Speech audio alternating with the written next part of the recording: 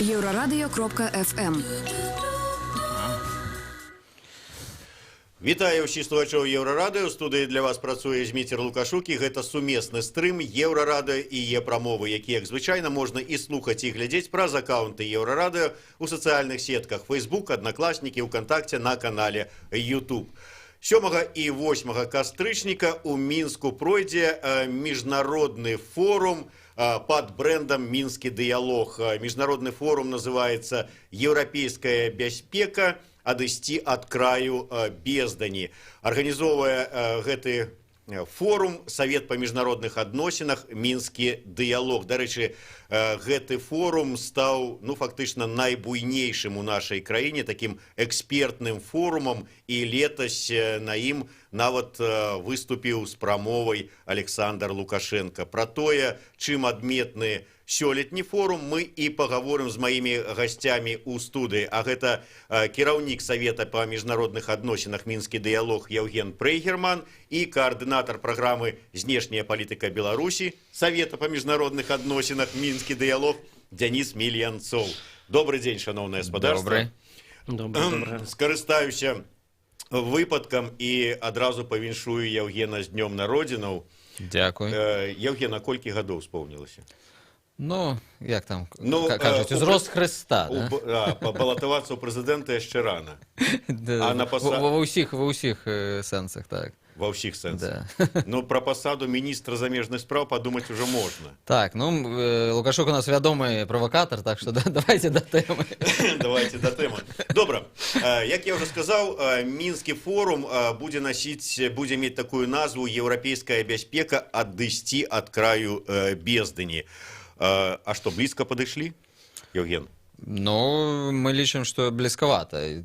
Больш за тое, так лічаць нашы шматлікія партнёры. Мы такія кансультацыі праводзілі. У нас, можна сказаць, галоўны аўтар гэтай назвы якраз такі Дзеніс, так што мы яго яшчэ спытаем. Я не туды скіраваў, да. Да, але я перад тым, як Дзенісу перадаць слова, скажу, што мы, так як мы галоўны арганізатар, але у нас шмат партнёраў, потым можам пра іх сказаць, з вельмі такой прыемнай для нас геаграфіяй, геапалітычным балансам.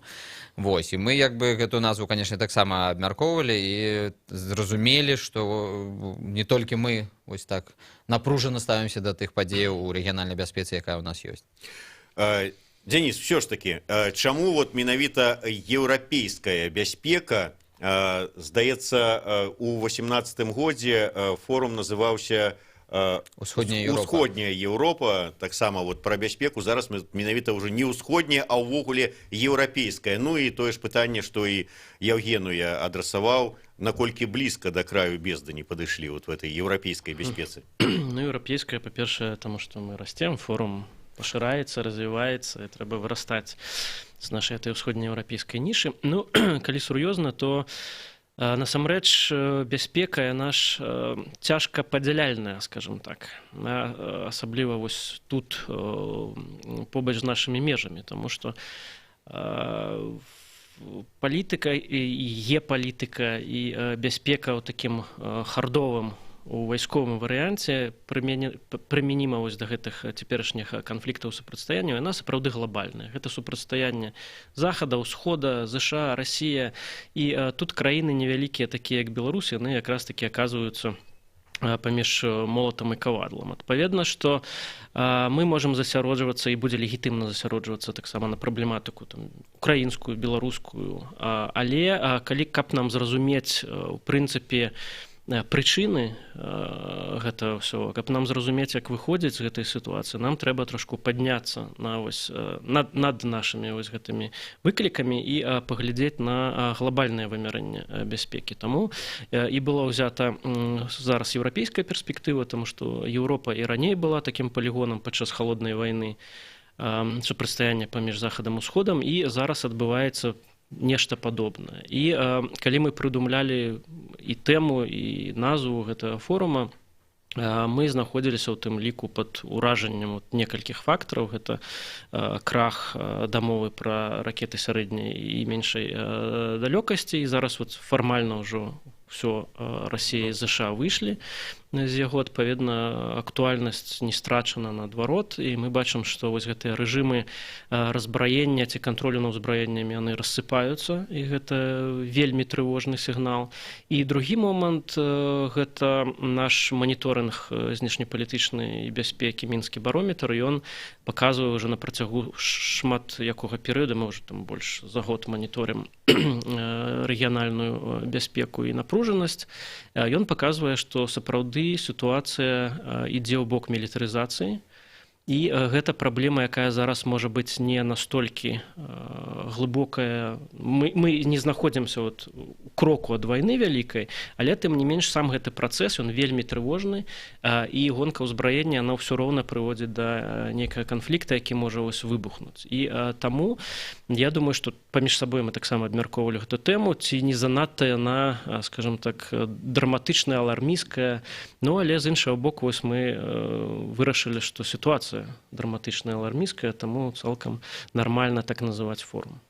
Як сказаў Дзяніс, сітуацыя дастаткова драматычная і алармійская, але, от я паўтараю яго словы, напружанасць паміж Еўропай і Расіяй, ЗША і Расіяй, Беларусь. Вот наколькі нас тычыцца гэта сітуацыя алармійская? Мы ж ўсё ж такі тут выспа бяспекі. Ну, мы, як кажуць, выспа бяспекі не ад добрага жыцця. Мы побачылі, што вось праблема таго, што краіны ўсходняй Еўропы, якія знаходзяцца як бы паміж вось гэтымі цэнтрамі геапалітычнага прыцягнення, заўсёды апынаюцца вось менавіта тымі ахвярамі гэтага супрацьстаяння, якія потым нясуць шматлікія страты. І мы побачылі гэта не толькі тэарэтычна, а вось, на жаль, на прыкладзе Украіны вельмі практычна. Мы ўсе ведаем, што там адбылося і працягвае адбывацца, і таму вось гэта беларускае пазіцыянаванне, як ты, Дміцер, кажаш, выспы бяспекі і стабільнасці, гэта вось менавіта спроба пайсці нейкім іншым шляхам, а не вось па шляху Украіны. І пайсці для сябе, ў першую чаргу. Мы ж таксама, ну што тут, будзем казаць, пряма робім гэты форум з думкамі, канешне, рэгіянальнай бяспецы, але ў першую чаргу з думкамі о беларускай бяспецы. І адзіны шлях для таго, каб нам усё ж такі знайсці альтэрнатыву вось таму, што адбылося ва ўкраіне, і ўсё ж такі не апынуцца менавіта той тэрыторыі, куды будуць ляцець там розныя бомбачкі і гэтак далей, гэта, ну, прасоўваць вось гэты парадак дня. І зразумела, што самае цяжкае з аднаго боку быць такім катом Леапольдам, вось у становішчы, калі ёсць два вялікіх там нейкіх паміж сабой канкуруючых суперніка, гэта распаўсюджваецца і на адносіны паміж людзьмі, і гэта распаўсюджваецца і на адносіны паміж краінамі. Таму што з кожнага боку будзеш атрымліваць нешта. Да? Ну, мы зараз і бачым з Расіі, у нас ёсць военно-палітычны саюз, ёсць канкрэтныя абавязальніцтвы, і можа нават і таму шмат для каго вось паводзіны Беларусі, якая намагаецца тут неяк знайсці магчымасці ўсё ж таки рэалізоўваць тое, што мы называем сітуацыйным нейтралітэтам, выклікаюць, ну, як мінімум, незразумелыя нейкія такія пачуцці, так? Потым на Захадзе таксама, вось там тыя ж вучэнні, якія былі, Захад 2017, іншыя рэчы, якія адбываюцца, ну, таксама. Людзі проста глядзяць на ўсю гэтую сітуацыю як бы праз свае акуляры і праз свае нацыянальныя інтарэсы. А вось нацыянальны інтарэс маленькай краіны, якой важна застацца па-за межамі, ён часам незразумелы. Таму вось мы хочам развіваць гэтую пляцоўку, каб у тым ліку прасоўваць нашы інтарэсы. Ну і, дарэчы, можа, таксама варта дадаць, што вось тая цікавасць, якую мы зараз назіраем у працэсе падрыхтоўкі гэтага форуму, можа, працуем недзе 5 месяцаў над ім, яна паказвае, што ўсё ж такі інтарэс да менавіта такой пазіцыі ўзрастае. І, напэўна, гэта і не дзіўна, таму што мы паглядзім на дастаткова шчыльненькую мапу розных канферэнцый і форумаў па рэгіянальнай бяспецы, якія адбываюцца ў усходняй Еўропе. Але ж мы нідзе там не знойдзем пляцоўкі, дзе сапраўды людзі сустракаюцца і размаўляюць адзін з адным. Там звычайна людзі размаўляюць адзін пра аднаго, то бок з аднаго боку там пра тое, што рускія ідуць, так, давайте абараняцца, там дапамагайце нам абараняцца ад рускіх, з іншага боку там НАТО, можа і НАТО, конечно, но НАТО і Захад наступаюць, таксама там давайте неяк бараніцца. І гэта ўсё можа нават і зразумела, у пэўных людзей гэта выклікае такія легітымныя пачуцці сваёй бяспекі, але агулам гэта ўсё вядзе да таго, што няма ніякіх каналаў камунікацыі, нават тых, што былі, людзі не размаўляюць, а толькі там выбудоўваюць нейкую сваю абарону, і гэта вядзе да такой добра вядомай у навуковай літаратуры з'явы, якая называецца дылема бяспекі, калі краіна робіць нейкія крокі і думае, што яна проста забяспечвае сваю асабістую бяспеку і ніякім чынам не прэтэндуе на бяспеку іншай краіны, але ж іншыя краіны ўспрымае гэта як пагрозу сваёй бяспецы. І вось гэта такім як спіраль падвышаецца. Денис, але ці не выглядае гэта такім чынам, што з аднаго боку мы здаецца, мы нейтральная краіна, мы за мір, мы нікому не пагражаем, калі там суседзі з аднаго боку з другога і пачнуць ваяваць, то будзе, маўляў, летаць над нашымі галавамі. Але з другого боку, як сказаў Яўген, мы саюзнікі России, мы у АДКБ, у саюзнай дзяржаве і ўсе астатнія там падпісаныя там ваенныя дамовы, і нас успрымаюць як саюзніка России, на захадзе, да прыкладу. І калі раптам канфронтацыя дарастае да нейкага такого крытычнага ўзроўню, то на ўсялякі выпадак, раз ён саюзнік, хоць ён і не пагражае, дай-ка яму пінка дадзім, каб на ўсякі выпадак не выскачыў, не куснуў за нагу. Так, у такой. І мы, каб гарантаваць, што нас там не пнуць на ўсялякі выпадак, кажам, а мы ж тут выспа бяспекі, мы тут рэгіянальнае супрацоўніцтва, канферэнцыі, форумы. Доля рацыі ў гэтым, канешне, ёсць. Тут важныя нюансы, канешне. Мы краіна не нейтральная, таму што мы сапраўды, у нас ёсць дамова вайсковая, абаронная з Расіі, але гэта, зноў-такі, дамова абаронная. Гэта не наступальная дамова. Гэта не азначае, што Беларусь мусіць падтрымліваць усе тыя дзеянні знешнепалітычныя, якія Расія праводзіць. Так, сапраўды, калі нехта на Расію нападзе, то Беларусь вымушана будзе далучыцца ў межах сваіх абавязальніцтваў. Але у такім разе наша жыццёвая неабходнасць і ў нашых інтарэсах, каб сітуацыя не дайшла вось да гэтай крайнасці. І тут мне падаецца, што адзіным такім выйсцем разумным і адзіным магчымым для краіны, каб самазахавацца, гэта якраз такі высоўваць вось такія міратворчыя ініцыятывы. І тут не варта, напэўна, засяроджвацца на нейкіх персаналіях, што вось там, маўляў, або Лукашенко прыдумаў нешта такое, або Макей прыдумаў нешта такое.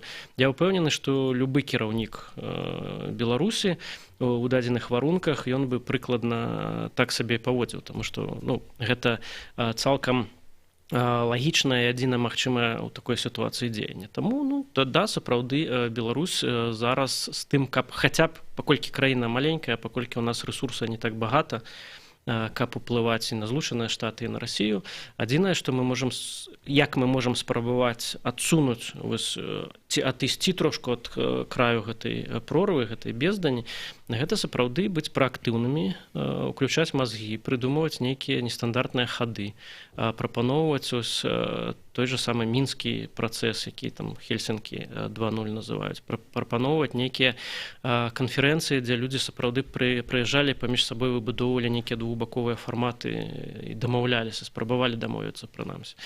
Да чаго гэта прывядзе? Цяжка сказаць, але прынамсі ніхто нас не абвінаваціць у тым, што мы не паспрабавалі.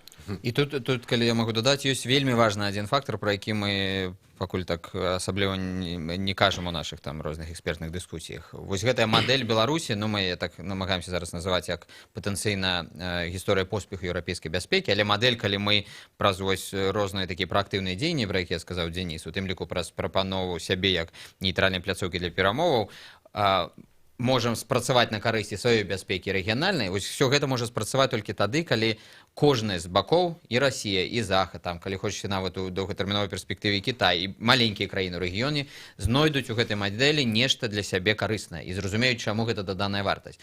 І ў гэтым сэнсе, я думаю, што вось той факт, што мы з'яўляемся вайсковымі саюзнікамі з Расіі, насамрэч можа быць таксама даданай вартасці для нас, таму што гэта самая галоўная гарантыя і мера даверу ўжо ад нас да Расіі. Таму што ніхто іншы ў рэгіёне не можа карыстацца такім даверам, як мы карыстаемся з боку Расіі, і таму толькі такім чынам мы можам надбудовачку зрабіць над гэтай сітуацыяй дзеля таго, каб некаторыя прапановы зрабіць у заходнім накірунку, і каб гэта пачало працаваць па Тарусе на нашу карысць, на карысць рэгіёну.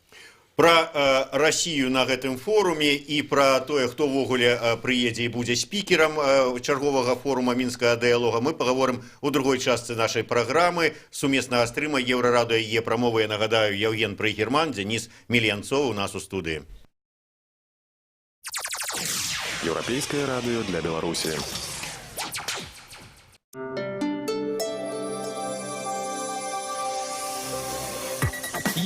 Еўрарадыё. Навіны наша справа.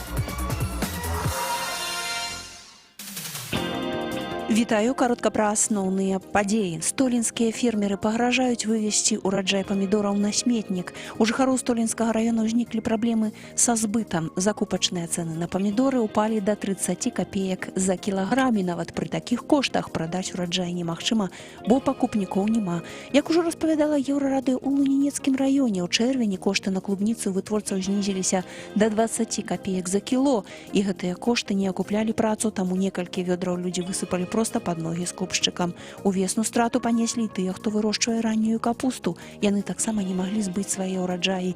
Некаторыя фермеры прадалі яе на корм жывёле, хаця вырошчвалі для людзей. У Гомельскім раёне зламыснікі спрабавалі схаваць сваё злачынства і дзеля таго разарвалі дакументы больш чым на 2000 кавалкаў, але эксперт Гомельскага аддзела Дзяржаўнага камітэта судовых экспертыз Пятро Радзюк змог большасць з іх сабраць разам. Гэта своеасаблівы рэкорд у гэтай працы. У Астравецкім раёне следчы камітэт распачаў крымінальную справу за прычыненне цяжкіх цялесных пашкоджанняў па неасцярожнасці. Мужчына страляў з лука і трапіў у шыю свайму знаёмаму.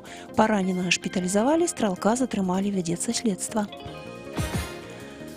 Каля мільярда рублёў павінны прынесці сёлета ў бюджэт Беларусі акцызы на алкаголь. Для параўнання, ў бюджэце 2018 года даход ад акцызаў быў зацверджаны ў 960 мільёнаў рублёў. То бок амаль у той жа мільярд. Гэтыя лічбы называе Дмітрый Іванович у сваёй публікацыі ў Фейсбуку. Звесткі ён атрымаў з дапамогай дэпутаткі Палаты прадстаўнікоў Ганны Канапацкай. Больш навінаў на нашай старонцы еўрарадыё.фм.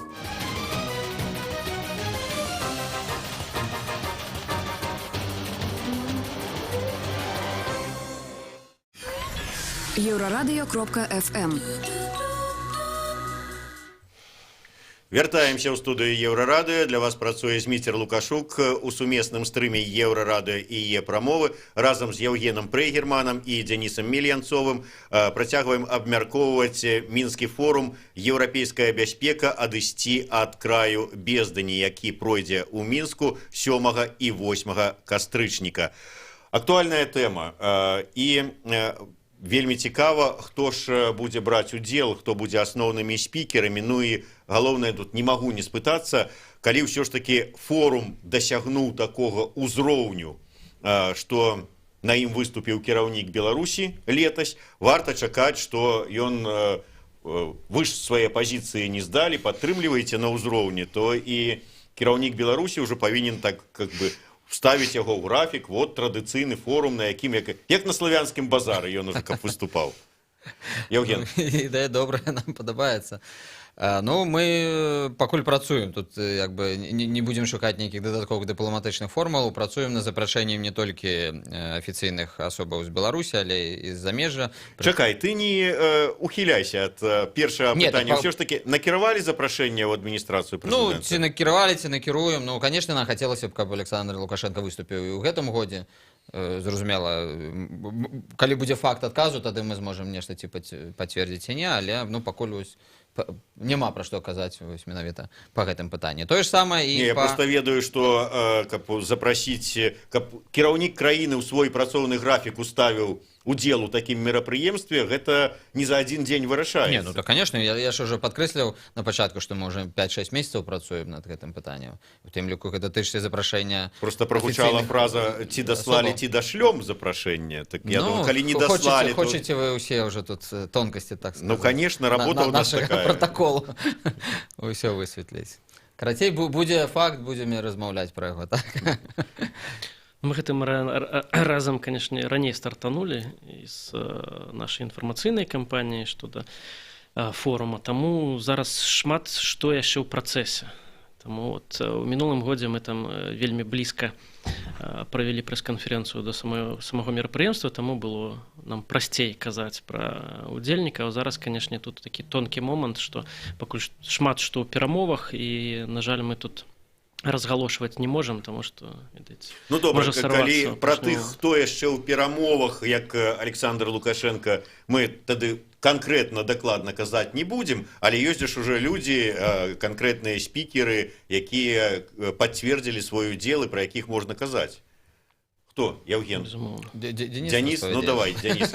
Раз ты придумал назву, то и за спикера отказывай. Да. Ёсць, тут таксама у нас такі баланс ужо намаляваўся нават тых, хто канчаткова пацвердзіў і пэўна сказаў, што яны прыедуць. Ну, па-першае, гэта генерал Ходжес, про которого тут уже шмат писали, які ў Беларусі быў, але зараз ён ужо выступіць афіцыйна на мерапрыемстве. Вось ён пацвердзіў. З амерыканскага боку будзе таксама Томас Грэм, ён таксама быў мінулым разам. Гэта кіруючы дырэктар арганізацыі кансалтынгавай Kissinger Associates, которая была запачаткавана Генрі Кіссінджерам, якая спецыялізуецца на геапалітычным, як это называется,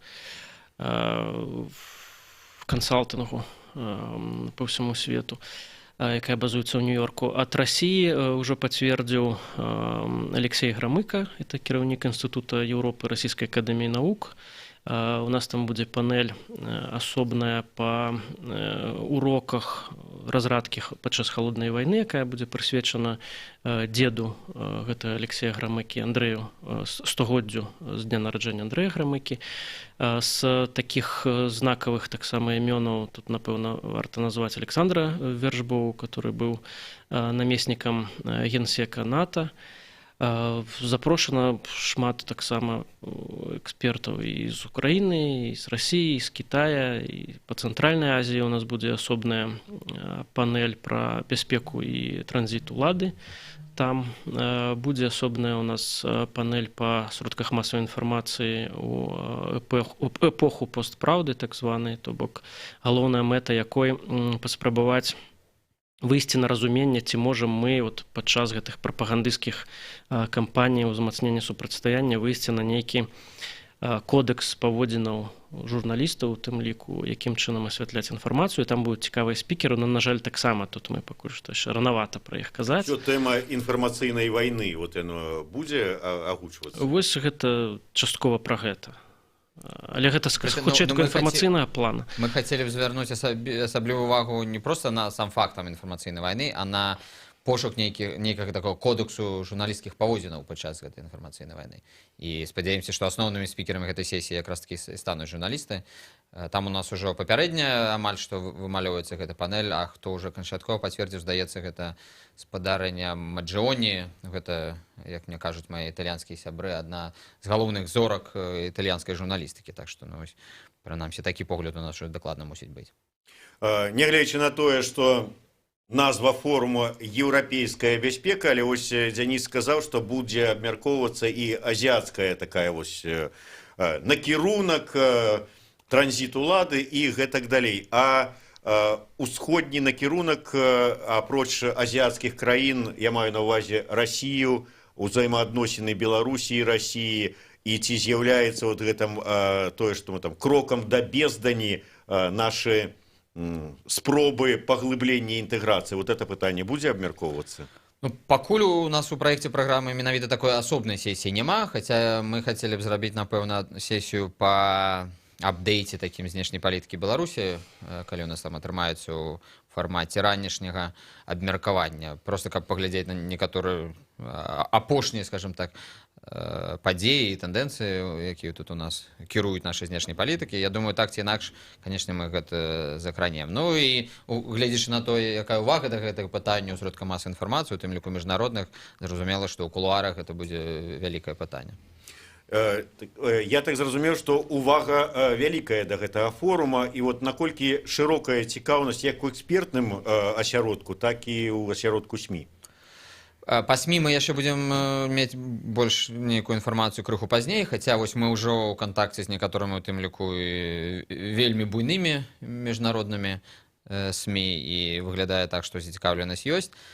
Але пра што, напэўна, нам кажа нейкая большая зацікаўленасць, чым нават у мінулым годзе, гэта па нашых гэтых партнёрах, таму што мы вельмі былі прыемна ўражаны тым, што абсалютна ўсе партнёры з мінулага года выказалі жаданне працягваць супрацоўніцтва, і з'явілася некалькі новых, вось у тым ліку і расійскіх, ажно 3 арганізацыі у нас зараз у партнёрах. Ну, зараз мы пра якія арганізацыі там вядзем там узроўню, там калі браць Амерыку, там Дзярждэп, калі Расія, ну, мы ж аналітычная пляцоўка, там у нашы галоўныя партнёры гэта даследчыя цэнтры і рознага кшталту універсітэты, фундацыі. Ну, вось, напрыклад, з Злучаных Штатаў, як і ў мінулым годзе, наш партнёр гэта карпорацыя РЭД. Ну, гэта адна з топавых аналітычных структур у Злучаных Штатах Амерыкі, якая спецыялізуецца у тым ліку па праблемах бяспекі, вайсковых пытаннях і так далей. З Расіі, напрыклад, вось зараз у нас будзе Расійская акадэмія навук, больш канкрэтна Інстытут Еўропы, будзе асацыяцыя знешнепалітычных даследаванняў Грамыкі,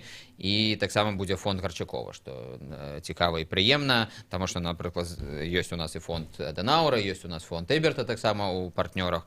Хутчэй за ўсё будзе і Еўрапейская фундацыя ў падтрымку дэмакратыі, як і ў мінулым годзе, прынамсі выказанае такое пажаданне.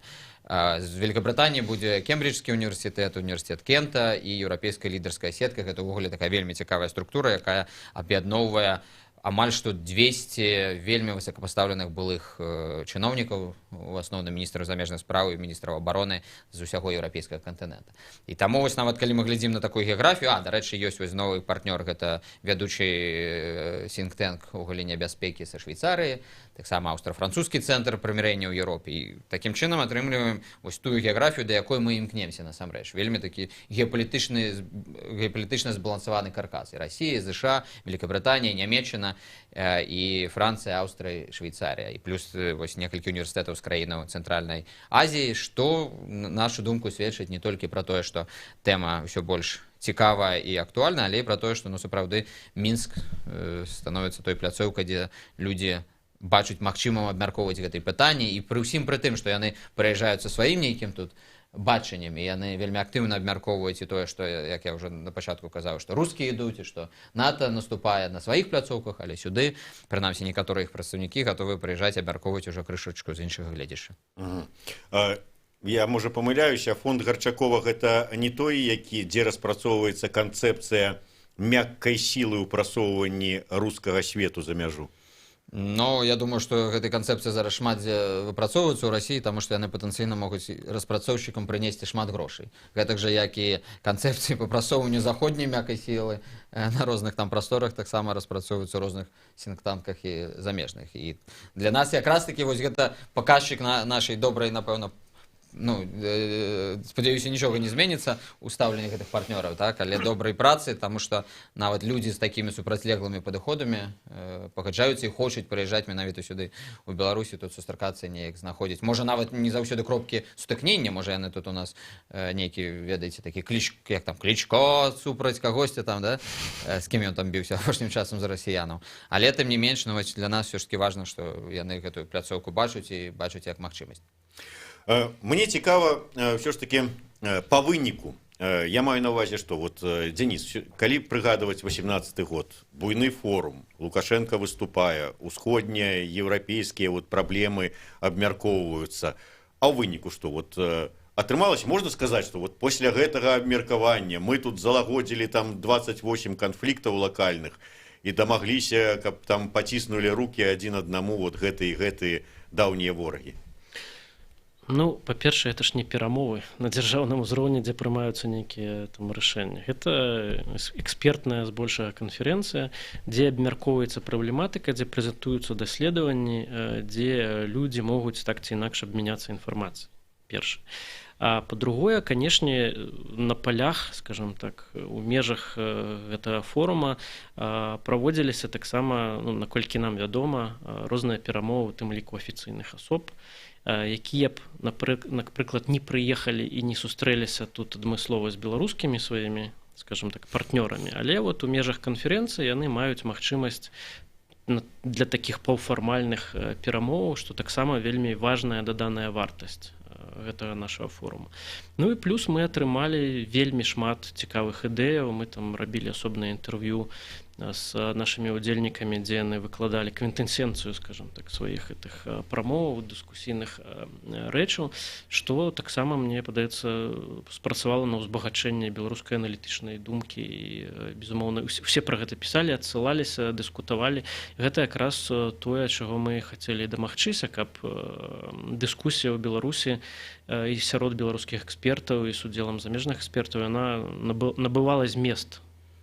Ну, я б сказаў, што некаторы унёсак гэты форум зрабіў у тым ліку ў дыскусію, якая пакуль вядзецца не публічна, па дыпламатычных каналах. Мы таксама там ведаем ускосна, але некаторыя нам проста вядома, што вось некаторыя ідэі, якія былі выказаны і прапрацаваныя на мінулым форуме, яны прынамсі былі ўзяты ў распрацоўку ўжо там на дыпламатычным узроўні. Паглядзім, куды яны прывядуць. У прынцыпе, наша функцыя зараз працягваць гэтую дыскусію. Дарэчы, вось таксама цікава і важная для нас асаблівасць падыходу форуму мінскага дыялогу, адрозненне ад шматлікіх іншых форумаў.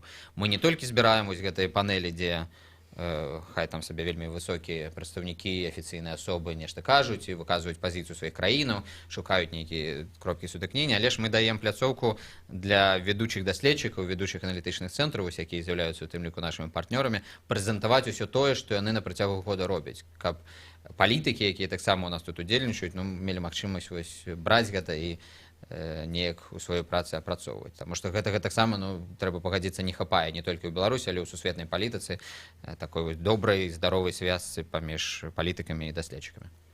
У мяне, дарэчы, яшчэ летась такое адчуванне нарадзілася. Я думаю, што калі вы не здадзіце абароты па, скажем так, аб'ёмам, стока людзей, стока спікераў, так усё арганізаваць, што ў мяне склалася ўражанне, я, конечно, не сумняваюся у вашых арганізацыйных здольнасцях, Дзяніса асабліва, Евген так вогуле, але мне такое адчуванне, што на вас працуе як мінімум палова беларускага МЗС па арганізацыі гэтага форуму. Ну, трэба браць ужо больш тады, вся краіна працуе. Ну, я не ведаю, што тут казаць. Праўду казаць. Праўда якая? Вялікая праўда ў тым, што гэта забірае большую частку года і шмат бессонных ночей, каб гэта ўсё зарганізаваць. Але калі першы раз арганізуеш, то ўжо лягчэй. Я вось памятаю, калі першая не самая буйная канферэнцыя была мінскага дыялогу, я праз некалькі месяцаў з жонкай арганізаваў вельмі ўдала вяселле сваё. Я зразумеў, што значыць навык і абкатка гэтых скілоў такіх, да? Так што, цяжка, але што рабіць. Але, канешне, я пагаджуся. Калі я гляджу на некаторых нашых калегаў, што ладзяць падобныя ці нават меншыя канферэнцыі, дзе там у іх працуе 50-60 чалавек у штаце арганізацыі, якія там усё роўна нейкія моманты не прадугледжваюць. І у нас тут зусім маленькая каманда, то, канешне, я не той, каб зайздрошчу, але ганаруся нашымі арганізацыйнымі талентамі. Але не супраць быў бы, каб таксама 50-60 чалавек у камандзе і фінансы былі, утрымліваць такі штат. Я думаю, тады нашы гарызонты пашырались бы, так? Хто ж супраць, так. Дарэчы, на заканчэнне, там летась быў такі невялічкі скандальчык паміж мінскім дыялогам і асобнымі прадстаўнікамі беларускай журналістыкі. Я думаю, сёлета абыдзецца, ці без скандалаў, ці наадварот, няма скандалу, няма нейкай разынкі ў мерапрыемстве. Няма дадзеных сродкаў масавай інфармацыі, няма і скандалу. Скажем так. Вы хочаце сказаць, што вы будете такія нейкія абмяжоўваць, то есть ці скажем, гэтых акрэдытоўваем, гэтых не, бо яны аскандаліліся летась. У нас яшчэ часу тут шмат, будзем глядзець на паводзіны кожнага. Хто ходзіць на прэс-канферэнцыі да нас, хто не ходзіць. Гэта быў камень у мой агарод. На сённяшнюю прэс-канферэнцыю я не пайшоў, але ж вы ж у мяне тут, так што... так. Не, мы ж кажам, што мы гэтую пляцоўку хацім зрабіць такім прыкладам прафесійнага развіцця. Вось мы такія яшчэ не самыя сталыя людзі, хочам развівацца як прафесійныя эксперты, і падыходзім такім чынам да гэтай пляцоўкі. Але ж мы хочам, каб і нашы партнёры, у тым ліку з боку журналістаў, сродкі масавай інфармацыі, таксама развівались прафесійныя. Калі нехта мінулым годам прыйшоў не дзеля таго, каб прафесійна працаваць, а адпрацоўваць свае нейкія мэты, і потым нават за гэта не выбачыўся, хаця мы прапанавалі. Зразумела, што ў гэтым годзе мы запрашаць проста не будзем і спадзяемся, што больш такіх сітуацый не будзе адбывацца. Тым не менш, 7-8 кастрычніка, як уже сказали, пройдзе ў Мінску міжнародны форум «Еўрапейская бяспека. Адысці ад краю бездані». Александру Лукашенку запрашэнне накіравалі, чакаюць адказу. Но ў любым выпадку форум абяцае быць вялікім, прадстаўнічым і высокаэкспертнага ўзроўня. Дзякуй вялікі, Яўген Прыгерман, Дзеніс Мельянцоў, Зміцер Лукашук, сумесны стрым Еўрарадыё і Е-прамовы. У 14:05 у нас у эфіры Лілія Кобзік, рэдактар сайта Рэспубліканскага саюза тураператараў. Пагаворым пра тое, ці ёсць у беларусаў грошы, каб адпачываць і дзе сёлета яны адпачывалі. Слухайце і глядзіце Еўрарадыё.